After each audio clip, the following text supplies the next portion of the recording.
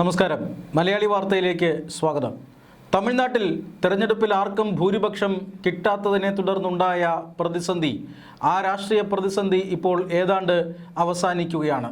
TVKയുടെ അധ്യക്ഷനായിട്ടുള്ള വിജയ് തന്നെ തമിഴ്നാട് മുഖ്യമന്ത്രിയുമായി സത്യപ്രതിജ്ഞ ചെയ്യും എന്നാണ് ഇപ്പോൾ ലഭിക്കുന്ന സൂചന. അതായത് 108 അംഗങ്ങളുടെ മാത്രം പിന്തുണയുണ്ടായിരുന്ന TVK അധ്യക്ഷൻ വിജയ്ക്ക് 118 എന്ന മാന്ത്രിക സംഖ്യ കടക്കാനാകാത്തതിനാൽ ഗവർണർ അദ്ദേഹത്തെ മന്ത്രിസഭ രൂപവത്കരിക്കാനായി ക്ഷണിച്ചിരുന്നില്ല. അതിൻ്റെ ഏറ്റവും പ്രധാനപ്പെട്ട കാരണമെന്ന് പറയുന്നത് DMKയോ അല്ലെങ്കിൽ AIADMKയോ അല്ലെങ്കിൽ ഈ രണ്ട് സഖ്യങ്ങളും തമ്മിൽ ഒരുമിച്ച് ഒരു സഖ്യമായി വന്നാൽ അവർക്ക് കേവല ഭൂരിപക്ഷം തെളിയിക്കാനായാൽ ഗവർണർക്കെതിരെ വലിയ വിമർശനമുണ്ടാകാനുള്ള സാധ്യതയുണ്ട്. അതുകൊണ്ട് തന്നെ ഭൂരിപക്ഷം തെളിയിക്കുന്ന രേഖകളൊന്നും തന്നെ നൽകാത്ത വിജയ്ക്ക് മന്ത്രിസഭ രൂപീകരിക്കാനുള്ള അവസരം അദ്ദേഹം നൽകിയില്ല. രണ്ട് പക്ഷത്തു നിന്നും സാധ്യതയുണ്ട് എന്ന സാഹചര്യമാണ് തമിഴ്നാട്ടിൽ ഉണ്ടായിരുന്നത്. പരസ്പര വൈരികളാണെങ്കിലും വിജയിയെ അകറ്റി നിർത്താനായി, അതായത് ഒരു ദ്രാവിഡ പാർട്ടിയിൽ നിന്നും അധികാരം കൈമാറുന്നത് അല്ലെങ്കിൽ അധികാരം പുറത്തു പോകുന്നത് തടയാനായി ഇവർ രണ്ടുപേരും ഒരുമിക്കുമെന്ന വാർത്ത നേരത്തെ തന്നെ സജീവമായിരുന്നു. DMKയും AIADMKയും ഒരുമിച്ച് വന്നാൽ അവർക്ക് സർക്കാർ രൂപീകരിക്കാനുള്ള അവസരം നൽകേണ്ടി വരും. അതുകൊണ്ടാണ് ഗവർണർ വിജയ്ക്ക് ഈ പിന്തുണക്കത്ത് നൽകാത്തതിൻ്റെ അടിസ്ഥാനത്തിൽ സർക്കാർ രൂപീകരിക്കാനുള്ള അവസരം നിഷേധിച്ചത്. ആരാണോ, ഒന്നുകിൽ വിജയ് അല്ലെങ്കിൽ DMK-ADMK സഖ്യം, ആരാണോ 118ലധികം MLA-മാരുടെ പിന്തുണക്കത്തുമായി വരുന്നത് അവർക്ക് രാജ്ഭവന്റെ വാതിലുകൾ തുറന്നിടും എന്ന് കഴിഞ്ഞ ദിവസം ഗവർണർ രാജേന്ദ്ര വിശ്വനാഥ് ആർലേക്കർ പറഞ്ഞിരുന്നു. അതിൻ്റെ ഭാഗമായിട്ടാണ് തമിഴ്നാട്ടിൽ കഴിഞ്ഞ കുറേ മണിക്കൂറുകളായി രാഷ്ട്രീയ നീക്കങ്ങൾ നടക്കുന്നത്. കോൺഗ്രസ് നേരത്തെ തന്നെ DMK സഖ്യം ഉപേക്ഷിച്ച് വിജയിയോടൊപ്പം പോയിരുന്നു. അതുകൊണ്ട് തന്നെ വലിയ പ്രശ്നങ്ങൾ ഇന്ത്യ സഖ്യത്തിൽ അല്ലെങ്കിൽ ഇന്ത്യ മുന്നണിയിൽ ഉണ്ടാവുകയാണ്. ഇന്ത്യ മുന്നണിയിൽ ഉണ്ടാകുന്ന നഷ്ടം ചെറുതായിരിക്കില്ല. ദേശീയ തലത്തിൽ DMKയുടെ നമ്പർ അത്രമാത്രം പ്രധാനമാണ്. എന്നിട്ടും DMK വിട്ടുപോകാൻ കോൺഗ്രസ് തമിഴ്നാട്ടിൽ തീരുമാനിക്കുകയായിരുന്നു. അതിൻ്റെ കാരണമെന്നത് തമിഴ്നാട്ടിൽ DMKയെ പിന്തുണയ്ക്കുക എന്ന ധർമ്മം മാത്രമേ കോൺഗ്രസിനുണ്ടായിരുന്നുള്ളൂ. സർക്കാരിൻ്റെ ഭാഗമാകാനോ മന്ത്രിസ്ഥാനം ചോദിക്കാനോ ഒന്നും അവർക്ക് അവകാശമുണ്ടായിരുന്നില്ല. അതുകൊണ്ട് തന്നെ വിജയിയോടൊപ്പം പോകാൻ തമിഴ്നാട്ടിലെ കോൺഗ്രസ് തീരുമാനിക്കുകയായിരുന്നു. 5 അംഗങ്ങളുള്ള കോൺഗ്രസ് നേരത്തെ തന്നെ പിന്തുണ പ്രഖ്യാപിച്ച സ്ഥിതിക്ക് CPI CPM കക്ഷികളുടെയും VCKയുടെയും പിന്തുണ അഭ്യർത്ഥിച്ചാൽ വിജയ്ക്ക് വളരെ എളുപ്പത്തിൽ തന്നെ സർക്കാർ രൂപീകരിക്കാൻ കഴിയും. പക്ഷേ വിജയ് ഒരു രാഷ്ട്രീയക്കാരനല്ല എന്ന് നമ്മൾ കാണണം. അദ്ദേഹം സിനിമാ രംഗത്തു നിന്നും രാഷ്ട്രീയത്തിലേക്ക് വന്ന പുതുമുഖമാണ്. അതുകൊണ്ട് തന്നെ ഇങ്ങനെ ഒരു അവസരത്തിൽ പാർട്ടികളെ വിലപേശി ഒപ്പം നിർത്താനുള്ള അനുഭവ സമ്പത്ത് അദ്ദേഹത്തിന് കുറവാണ്. അതുകൊണ്ട് തന്നെ ഇത്രയും സമയമെടുത്തെങ്കിലും ഏറ്റവും ഒടുവിലായി CPIM-ഉം CPI-യും ഇപ്പോൾ വിജയ്ക്ക് പിന്തുണ പ്രഖ്യാപിച്ചിരിക്കുകയാണ്. 5 സീറ്റുകളുള്ള കോൺഗ്രസും 2 സീറ്റുകൾ വീതമുള്ള CPI-യും CPM-ഉം പിന്തുണ പ്രഖ്യാപിച്ചതോടുകൂടി കേവല ഭൂരിപക്ഷത്തിന് അടുത്തേക്ക് വിജയ് എത്തിക്കഴിഞ്ഞിരിക്കുന്നു. ഇനി VCK കൂടി പ്രഖ്യാപിച്ചു കഴിഞ്ഞാൽ 119 അംഗങ്ങളുടെ ഭൂരിപക്ഷം അല്ലെങ്കിൽ പിന്തുണ വിജയിക്കാവും. അതുകൊണ്ട് തന്നെ വരും മണിക്കൂറുകളിൽ തന്നെ വിജയ് ഗവർണറെ കാണാനും സർക്കാർ രൂപീകരണവുമായി ബന്ധപ്പെട്ട ചർച്ചകൾ നടത്താനും സാധ്യതയുണ്ട്. അങ്ങനെയെങ്കിൽ നാളെയോ മറ്റന്നാളോ വിജയ് സത്യപ്രതിജ്ഞ ചെയ്ത് അധികാരമേൽക്കും. അതോടുകൂടി തമിഴ്നാട്ടിൽ ഇപ്പോൾ ഈ തെരഞ്ഞെടുപ്പിന് ശേഷം രൂപപ്പെട്ട രാഷ്ട്രീയ പ്രതിസന്ധി അവസാനിക്കുകയാണ്. നേരത്തെ സൂചിപ്പിച്ചതുപോലെ ഇത് ഇന്ത്യ മുന്നണിയിൽ വലിയ പ്രശ്നങ്ങൾ ഉണ്ടാക്കും. ഇന്ത്യ മുന്നണിയിൽ ദേശീയ തലത്തിൽ തന്നെ DMK വളരെ പ്രധാനപ്പെട്ട ഒരു കക്ഷിയാണ്. ഇന്ത്യ മുന്നണി വിടുന്നുവെന്നും തങ്ങൾക്ക് ലോക്സഭയിൽ പ്രത്യേക ബ്ലോക്ക് അനുവദിക്കണമെന്നും ഇപ്പോൾ DMK ലോക്സഭാ സ്പീക്കറെ അറിയിച്ചു കഴിഞ്ഞിരിക്കുന്നു. ദേശീയ തലത്തിൽ വലിയ പൊട്ടിത്തെറിയാണ് ഇത് ഇന്ത്യ മുന്നണിയിൽ ഉണ്ടാക്കിയിരിക്കുന്നത് എന്ന് വ്യക്തം.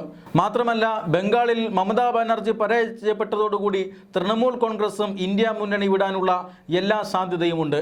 മറുഭാഗത്ത് NDAയിലും തമിഴ്നാട്ടിൽ വലിയ പൊട്ടിത്തെറിയാണ് ഉണ്ടായിരിക്കുന്നത്. AIADMK NDA വിടാൻ ഇപ്പോൾ ഏതാണ്ട് തീരുമാനിച്ചു കഴിഞ്ഞിരിക്കുന്നു. പക്ഷേ ഇത് ദേശീയ തലത്തിൽ വലിയ പ്രശ്നമൊന്നും ഉണ്ടാക്കാനുള്ള സാധ്യതയില്ല. ദേശീയ തലത്തിൽ AIADMK ഇല്ല എങ്കിലും BJPക്ക് പിടിച്ചു നിൽക്കാൻ കഴിയും എന്ന സാഹചര്യമുണ്ട്. അതുകൊണ്ട് തന്നെ BJP അതിനെ മൈൻഡ് ചെയ്യുന്നില്ല. പക്ഷേ ഇപ്പോൾ ചർച്ചാ വിഷയമാകുന്ന മറ്റൊരു കാര്യം അണ്ണാമലൈ ഉയർത്തിവിട്ട രാഷ്ട്രീയ പ്രവർത്തനമാണ്. എൽ മുരുകൻ കേന്ദ്രമന്ത്രിയായതോടുകൂടി അവിടെ സംസ്ഥാന അധ്യക്ഷ സ്ഥാനത്തേക്ക് വന്ന അണ്ണാമലൈ തമിഴ്നാട് രാഷ്ട്രീയത്തിൽ ഒരു വലിയ വിപ്ലവമാണ് സൃഷ്ടിച്ചത്. ഒരു ഭാഗത്ത് DMKയുടെ അഴിമതികൾ, മറുഭാഗത്ത് ഒരു പ്രത്യേക പ്രവർത്തനവുമില്ലാതെ നിഷ്ക്രിയരായി AIADMK പ്രതിപക്ഷത്തിരിക്കുന്നു.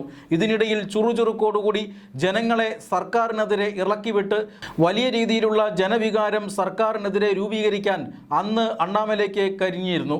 DMK ഫയൽസ് എന്ന പേരിൽ സർക്കാർ നടത്തിയ അഴിമതി കഥകൾ ഓരോന്നോരോന്നായി വലിച്ചു പുറത്തിട്ടു. സർക്കാരിനെതിരെ ഈ കള്ളക്കുറിച്ചി, വ്യാജ ചാരായം ഉൾപ്പെടെയുള്ള അപകടം ഉൾപ്പെടെയുള്ള കാര്യങ്ങൾ അതിനെതിരെ തിരിച്ചുവിടാൻ കഴിഞ്ഞു. അഴിമതി ആരോപണങ്ങൾ, സ്വജനപക്ഷപാതം, അതുപോലെ തന്നെ മറ്റു പല തരത്തിലുള്ള ക്രമക്കേടുകൾ ഇതെല്ലാം പുറത്തു കൊണ്ടുവരാനും തമിഴ്നാട് രാഷ്ട്രീയത്തിൽ ചർച്ചയാക്കാനും അണ്ണാമലയ്ക്ക് സാധിച്ചു.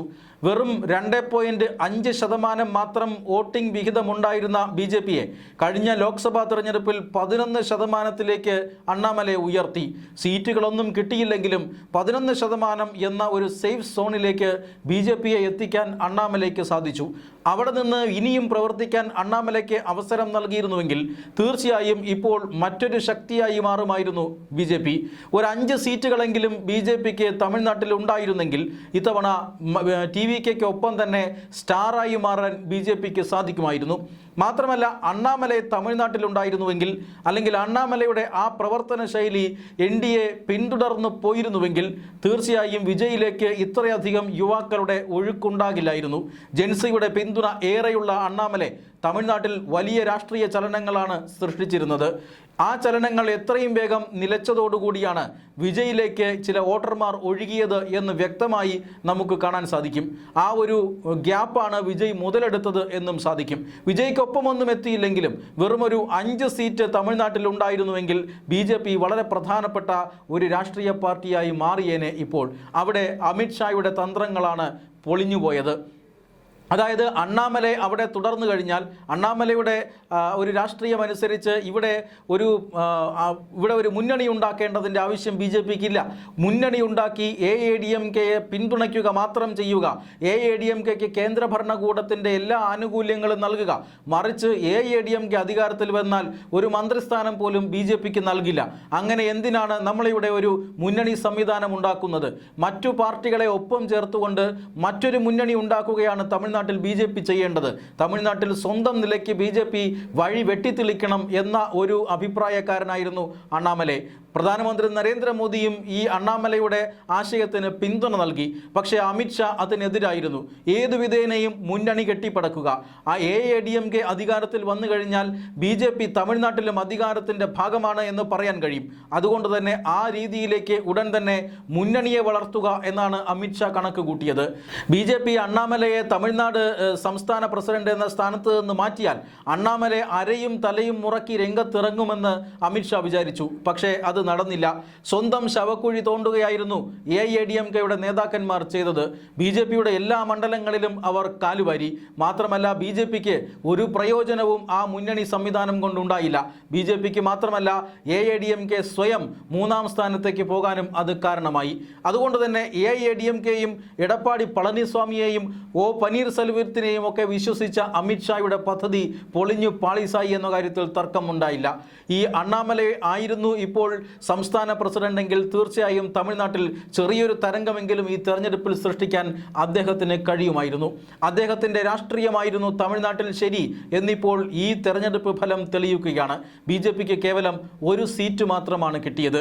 ഈ തെരഞ്ഞെടുപ്പോടുകൂടി BJP രാഷ്ട്രീയമായി തന്നെ സ്വാധീനമില്ലാത്ത, തമിഴ്നാട്ടിൽ ഒരു റോളുമില്ലാത്ത രാഷ്ട്രീയ പാർട്ടിയായി മാറിക്കഴിഞ്ഞിരിക്കുന്നു. പക്ഷേ ഉടൻ തന്നെ തിരുത്തൽ നടത്തിയാൽ, അണ്ണാമലയുടെ രാഷ്ട്രീയത്തിലേക്ക് തിരിച്ചു വന്നാൽ BJPക്ക് ഇനിയും തമിഴ്നാട്ടിൽ വലിയ സ്വാധീനമുണ്ടാക്കാൻ കഴിയും എന്ന് തന്നെയാണ് ജനങ്ങൾ വിശ്വസിക്കുന്നത്. പക്ഷേ വിജയ് ഉണ്ടാക്കിയെടുത്തിട്ടുള്ള ഈ തരംഗം അത് രാഷ്ട്രീയത്തിൽ പെട്ടെന്നുണ്ടായതാണ്. DMKയ്ക്കും ADMKയ്ക്കും ബദലായി ആരുമില്ല എന്ന ഒരു സാഹചര്യം തമിഴ്നാട്ടിൽ രൂപപ്പെട്ടപ്പോൾ ഉണ്ടായതാണ്. അതായത് BJP പോലും AIADMKയുടെ അഴിമതി പാളയത്തിലേക്ക് പോയപ്പോൾ വോട്ടർമാർ വ്യത്യസ്തമായ ഒരു പാർട്ടിക്ക് പിന്നാലെ പോയി. അതാണ് തമിഴ്നാട്ടിൽ സംഭവിച്ചത്. അവിടെയാണ് അമിത്ഷായ്ക്ക് പിഴച്ചത്. രാഷ്ട്രീയ ചാണക്യൻ എന്നറിയപ്പെടുന്ന അമിത്ഷായുടെ തന്ത്രങ്ങൾ ഇതുവരെ ഒരിടത്തും പിഴച്ച് കണ്ടിട്ടില്ല. പക്ഷേ ആ കണക്കുകൂട്ടലുകൾ തമിഴ്നാട്ടിൽ തെറ്റിയിരിക്കുകയാണ്. അണ്ണാമലയുടെ കരങ്ങളിലേക്ക് വീണ്ടും തമിഴ്നാട് BJP എത്തുമോ? അണ്ണാമലയാണ് ശരി എന്ന് അമിത്ഷാ ഇനിയെങ്കിലും മനസ്സിലാക്കുമോ? കാത്തിരുന്ന് കാണാം.